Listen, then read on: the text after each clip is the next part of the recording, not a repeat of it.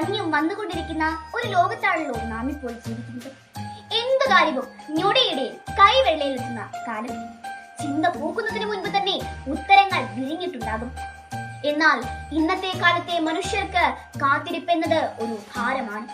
പക്ഷേ ദൈവത്തിന് കാത്തിരിപ്പെന്നത് ഒരു കലയാണ്.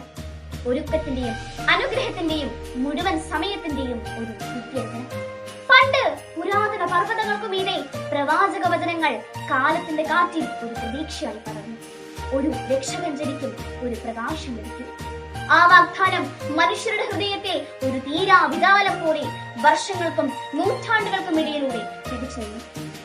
ഇടയിൽ പ്രതീക്ഷ നശിച്ചു, കണ്ണുകൾ മങ്ങി. എന്നാൽ ദൈവത്തിന്റെ നിമിഷം ഒരിക്കലും വരാതിരുന്നില്ല. അങ്ങനെ രാവിന്റെ മൃദുവായ കവിതയിൽ നക്ഷത്രങ്ങൾ തണുത്ത സ്പർശം ഭൂമിയെ ഏൽപ്പിക്കുമ്പോൾ സ്വർഗം നിശബ്ദമായി ഒരു രഹസ്യം ഭൂമിക്ക് കൈമാറി.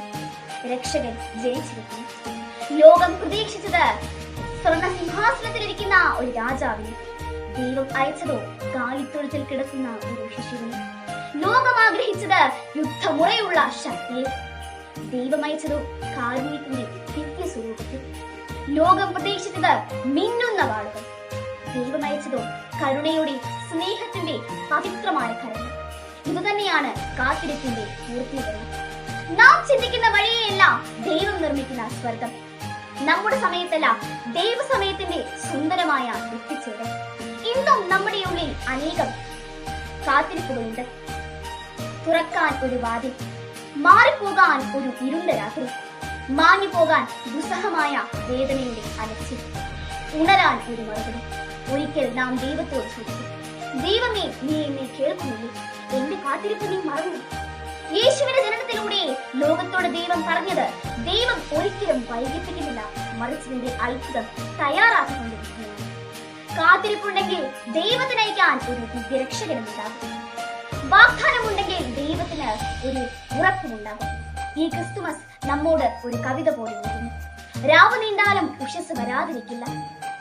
വേദനയും ദുസ്സഹമായ അലസിലും കൂടാം. എന്നാൽ സ്നേഹവും സമാധാനവും തന്നെ വിജയിക്കും.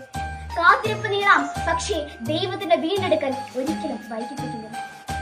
അതുകൊണ്ട് തന്നെ ദൈവം ലോകത്തോട് യേശുവിന്റെ ജനനത്തിലൂടെ ലോകത്തിന്റെ കാത്തിരിപ്പിനുള്ള ഒരു മധുരമായ മറുപടിയാണ് നൽകിയത്.